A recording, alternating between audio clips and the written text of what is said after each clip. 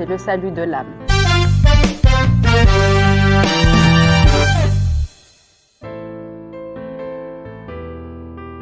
Le monde de Sophie. Alors, le monde de Sophie, c'est un livre de Justine Garder et c'est un livre qui retrace en fait toute la philosophie occidentale qui va nous parler d'Aristote, de Platon, de Sartre, de Nietzsche. Donc c'est un livre qui m'a marqué. Pourquoi? Parce que c'est un livre que j'ai lu à 17 ans et à cette époque, je me posais énormément de questions. Pourquoi je m'appelle Mariam, pourquoi je vis ici, pourquoi mes parents sont mes parents, pourquoi il y a des étoiles filantes, etc. Et le style, il est très clair, très accessible, donc on va avoir accès à la philosophie d'une manière très simple, parce que l'auteur est lui-même un enseignant, donc c'est écrit dans un style très fluide. Pour le livre où il y a plus d'humour, ça va pas être un livre, c'est des bandes dessinées, c'est des bandes dessinées d'Astérix et Obélix qui allient un humour super intelligent et beaucoup de couleurs, beaucoup d'originalité, beaucoup de créativité. C'est des bandes dessinées que j'ai lues à 12-13 ans et que je continue à lire et qui me font énormément rire. Je me souviens que le premier livre que j'avais lu, c'est Paradoxe sur le comédien de René Diderot. Je ne sais pas si c'est vraiment le premier livre à lire, mais moi, c'est le premier livre qui m'est tombé sous la main et qui parle de l'importance pour le comédien de jouer de sang-froid. Et sang, il ne l'écrit pas S-A-N-G, il va l'écrire S-E-N-S, c'est sang-froid. Voilà. Et qui s'approche énormément du principe de la distanciation de Brecht. Voilà, lire un livre sur le comédien ne fait pas forcément de nous un grand comédien, mais du moins il permet de répondre à certaines de nos questions. Quand la beauté nous sauve de Charles Pépin. Alors ce livre, en fait, il attire notre attention sur le fait qu'on est toujours en quête de réussite, de pouvoir, d'amour, d'amitié et qu'on oublie de faire attention aux belles choses de la vie. Il le fait à travers son cheminement personnel, mais également à travers les grands courants philosophiques et des grands artistes. Il nous dit tout simplement que admirer ce qui est beau, prendre le temps pour la beauté, c'est quelque chose qui nous relie à nous-mêmes, qui renforce notre confiance en nous et renforce également notre indépendance de jugement. Donc c'est un livre que j'aime énormément. Pour moi, il n'y a pas eu de premier pas vers la thérapie. Je pense que tous les livres sont thérapeutiques parce qu'ils sont un peu cathartiques.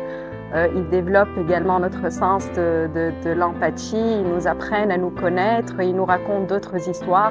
Donc tous les livres pour moi sont un pas vers la thérapie et donc ça peut aller de la comtesse de Ségur quand on est jeune, à John Irving, Je te retrouverai quand on a un chagrin d'amour, à Catherine Pancol, Les yeux jaunes des crocodiles, quand on est une mère au foyer et quand on a des rêves et qu'on a envie de les atteindre. Voilà, donc vraiment tous les livres sont une thérapie et ils viennent à nous quand on en a besoin.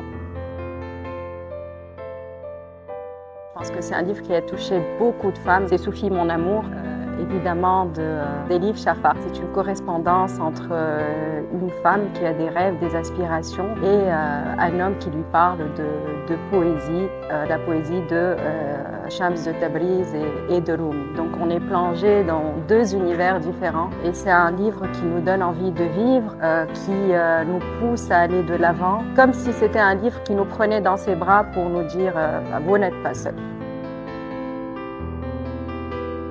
C'est De l'âme de François Tchang. Alors c'est un livre qui nous dit que il y a le corps, il y a l'esprit qui est central et il y a également l'âme qui est essentielle. Et donc c'est un livre qui a énormément de profondeur, de poésie, qui nous donne envie de vivre, qui nous donne envie d'aimer, qui nous donne envie de rêver et qui nous fait flotter. C'est un livre que j'ai lu récemment, Les passeurs de vie de Jacques Salomé. Et il va s'appuyer sur son propre cheminement, sa propre expérience pour interroger les forces vives qui gouvernent nos choix, le rapport aux autres, notre rapport aux émotions et qui nous poussent vraiment à nous connaître. Je pense que c'est un livre à lire parce que c'est pas simplement de la théorie, c'est vraiment un cheminement personnel. Il va se mettre à nu pour mieux nous aider à voir les choses. Je pense que je suis un peu mal placée parce que je lis beaucoup et que mes 2 enfants n'aiment pas trop lire avec tous les conseils que je leur donne. Mais quand même un petit conseil, la lecture ce n'est pas simplement des mots, c'est tout à l'imaginaire. C'est des histoires et on est tantôt super-héros, super-héroïne, tantôt un voyageur ou une voyageuse. D'autres cas, nous sommes des psychologues ou des psychiatres ou médecins. Donc ça nous permet de vivre énormément de vie et ça développe notre empathie et ça diminue également notre traumatisme.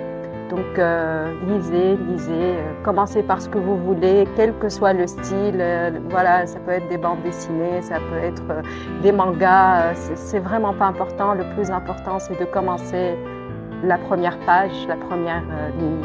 Voilà. C'est le salut de l'âme.